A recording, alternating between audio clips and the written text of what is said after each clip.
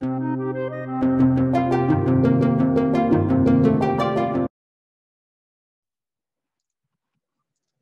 paintings of men and dogs hunting together, mummified cats, terracotta toys shaped like puppies, and many more archaeological findings point to the existence of a long and intimate human-pet relationship. Some scientists today argue that this bond that we share with them may well be over 10,000 years old. Let's flash forward to current times and just ask ourselves, how do we describe this relationship that we share with our pet animals today? A quick look at the newspapers paints a very divergent picture. On the one hand, you read tales about absolute selflessness and love, while on the other, you learn about unspeakable cruelty and brutality towards animals. Coming to think of it, this is probably the result one should expect. When organisms exist this close, some conflicts are bound to arise. Even in microcosms like our college campuses, you routinely hear about issues when strays and humans are at loggerheads with each other. The question then is, how does one resolve such conflicts? Or even better, how do you ensure that they don't happen in the first place? One solution is to come up with carefully thought out rules and regulations. Governments across the globe have recognized the need for such animal protection laws and have worked hard to develop them. In India too, we have an animal welfare board that tries to carry out a wide range of activities that range from rehabilitation of animals, birth control, organization of shelters for them, and immunization. However well-intentioned these laws and guidelines may be, it's sometimes very difficult to get them in practice. Several organizations such as the PETA, People for Animals, and the Blue Cross have also stepped up, and they try in their own ways to spread awareness about animal welfare. More often than not, such organizations adopt a top-down approach, which is of a prescriptive nature, rather than help and create an environment where humans and animals can actually coexist organically. Well, it is difficult to create such an environment because that requires change to come from within. To germinate an alternate solution is at the heart of our mission. Good afternoon, everyone. My name is Karthikeyan Balakumar, and I'm here to talk to you about the most awesome bunch of people I know, the pet pals of IIM Calcutta. This is a story about how what began as a ragtag group of animal lovers transformed into a large, streamlined organization with over 150 volunteers in just over 2 years. Our story begins in October 2017 during the Durga Puja break. For those of you who may not be aware about this, the Durga Puja is one of the most beautiful events on the planet. It's a 9-day event when people celebrate the victory of goddess Durga over the demon king Mahishasura. During this pompous celebration, when all of Calcutta is abuzz with activity, the beautiful 135-acre campus of IIM Calcutta becomes almost entirely empty. Because most of our students and faculty come from faraway places, they use this time to actually go back home and spend time with their families. And because all the people in the campus are gone, the canteens, the messes, they remain shut as well. This means that there's very little food that's available for the furry friends who share our campus, and they almost entirely depend, they're left with almost nothing. Some dogs and cats who live in our campus, they're able to migrate away from our campus during this time. And when they come back, they come back injured, infected, pregnant, or even worse. They don't come back at all. This almost always puts a lot of stress on the delicate campus ecosystem that we have. The case for the others is even worse. Those who are not able to go out and come back in, they would have to fight it out for the little food that remains, or starve. And this too leads to many, many territorial conflicts and many dire consequences. Most of the students in our campus are cognizant of these realities. And students, as loving as they are, they try to create innovative solutions to come up and fix them.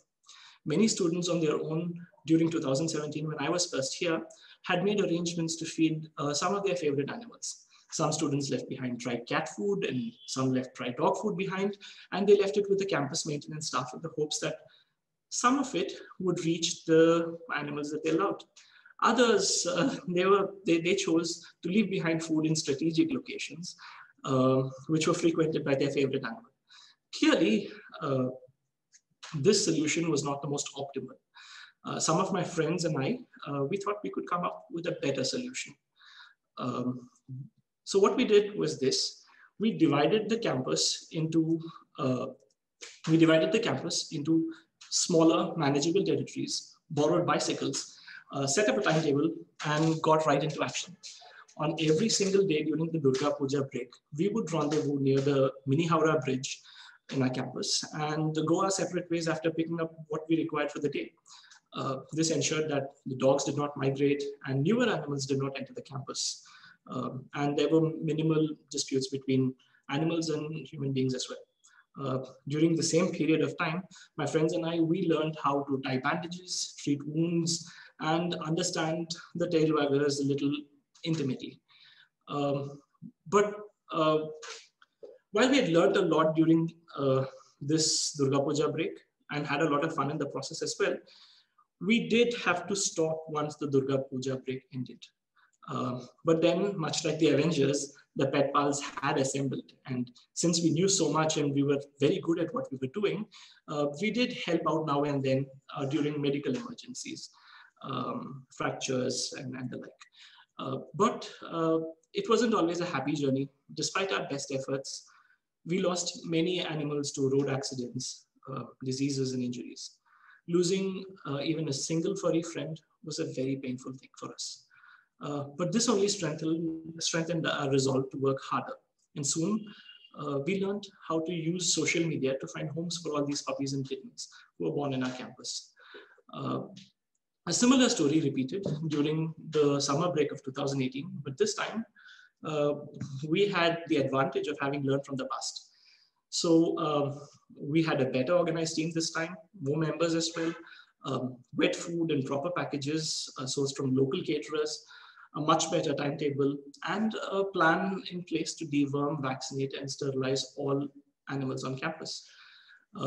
We had also carried out the first of its kind survey where we had a census for all the dogs and cats on our campus.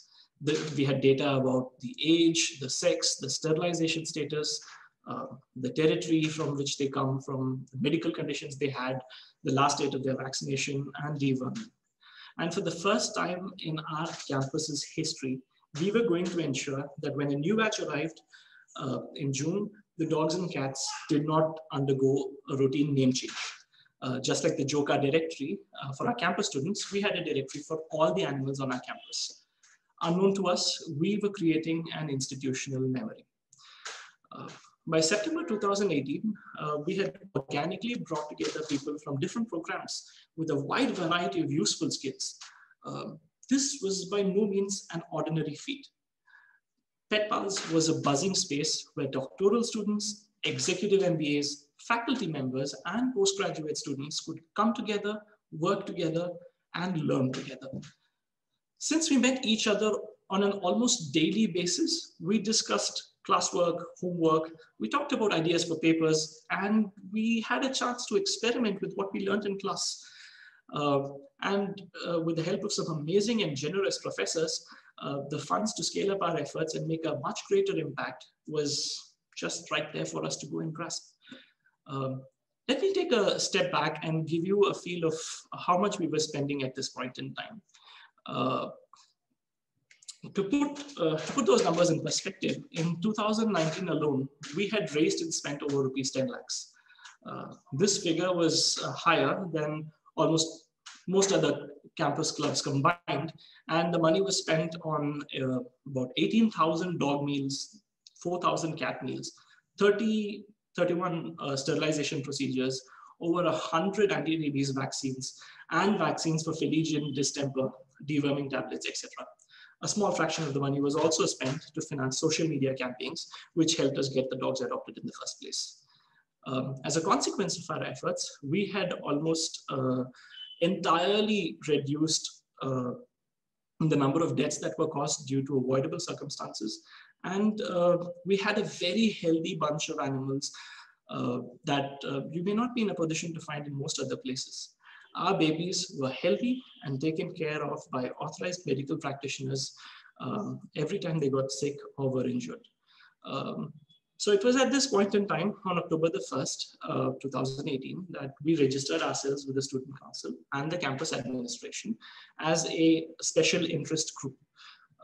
We decided to call ourselves the petpals of IIM Calcutta. And in the 2.5 years since then, we have grown quite a bit. Today, we have over 150 active volunteers, and we have dedicated teams for fundraising, medical assistance, accounting, community outreach, adoptions, supply chain management, and liaising with NGOs. We have almost halved the number of cats and dogs who stay in our campus organically. We found all these puppies that were born in our campus during December and June, very loving homes. And the 45 dogs that we share our campus with today are all sterilized, vaccinated against rabies and distemper. And the cats, they've all got Philegian shots every year. So this, in effect, what we've managed to do is to convert something that many in our community once considered a source of nuisance into a wonderful learning opportunity. In addition to these tangible benefits, the petpals had also created a host of intangible benefits. Something that I'm personally proud about is the harmony that we've created in our campus. Many young students who had once been afraid to go near dogs, now they routinely take time off their busy schedules to feed dogs and cats. Some of them have also adopted dogs and taken them home along with them when they left the campus. Even the kids in our campus have a fun time playing with dogs and cats. In 2020, when the Amphan cyclone struck, it was the petpals had worked tirelessly. We ensured that we fed all the dogs and cats even during such pressing times. And we actively contributed to the relief efforts, both financially and through our labor. We also managed to make some very interesting friends. We saved 2 civets, which are aboriginal to our campus, many birds, some bats, and a handful of squirrels from almost a near-death experience. Overall, I think it has been a very fulfilling experience. The kind of joy that you derive from looking at kids play with dogs and try and interact with each other and behave like as if it was a relationship that was made to be is the most heartwarming of experiences that you can have. petpals has become a practice ground for management education as well, and that's just an amazing thing. petpals is no longer a small group of well-intentioned individuals who manage to help the neighborhood stray. We are creating an impact at a much larger scale now. We have a wide network of students and faculty from across campuses today who are committed towards creating a more equitable planet for all of us. Students from other management schools such as IIM Indore have also reached out to us and have started learning from us. Some of them have also set up similar special interest groups in their campuses. And many of our petpal alums, the petpals who've moved on into academia or the industry, now work on figuring out solutions from the ground up, and they've created similar organizations to tackle grassroots problems.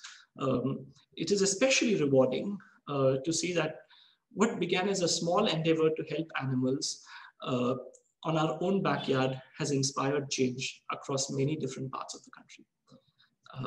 Mahatma Gandhi once said, "Be the change you wish to see in this world." And a change that I wish to see in this world is humans and dogs and cats and other animals living happily in a very symbiotic manner. Thank you. Thank you for being such a wonderful audience.